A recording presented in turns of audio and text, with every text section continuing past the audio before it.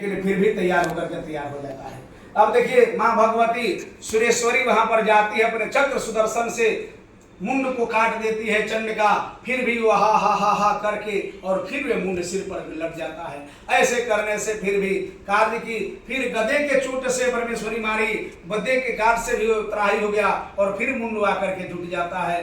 फिर जाकर के शिवा, शिव के पत्नी देवी शिवा ने ही अपने त्रिशूल से उसको मुंडी को काट देती है। मुंड कटने पर गिरता है और फिर थोड़ी देर के बाद मुंड उड़ करके मस्तक पर आया, हा ऐसे करते हुए फिर भी सड़ जाता है। फिर भी चिक्रेश्वरी मारी, वज्रहंता वज्रेश्वरी इंद्र के पत्नी वज्र से उनका गर्दन को काटी है और फिर भी आकर के सट जाता है। नरसिंही शक्ति नर से काटी, वो भी उनका फिर कट जाता है। ब्राह्मणी देवी अपने मुखों से हाथों से नुक्स करके और बिग दी, फिर भी जाकर के वह सट जाता है।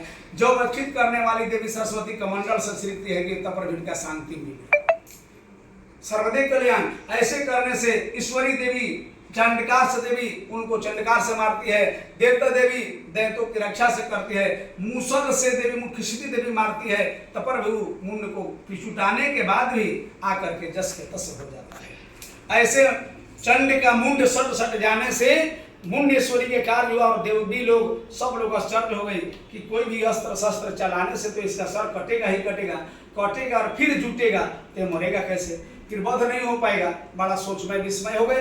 विस्मय होने के बाद में भगवती सोचने लगी कि अब इसका कोई दूसरा उपाय सोचा जाए। तब आदि शक्ति को पुकारे लोग, हे माँ भगवती चंडिका तुम ही आकर के इनका वध करो और इनका कल्याण करना होगा, तब जाके सुनेगा। तो चंडी को लोग बुलाए, हे माँ चंडी के ओम ऐं ह्रीं क्लीं चामुंडाय विद्महे मंत्र को जप करके चंडी माता को बुलाया जाता है।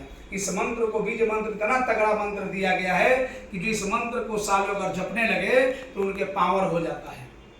ओम ऐं ह्रीं क्लीं चामुंडाय विद्महे, इस मंत्र से चंडी देवी हर दुष्टों को संहार करती है और वहां बुला करके कार्य करता है। अब चंडी देवी आती है, वहां पर आ करके चंड के समान कैसा विकराल रूप को लेकर के, हाथ में खपड़ एक हाथ में तलवार लेकर के आती है देवी और आकर के कार्य करती है।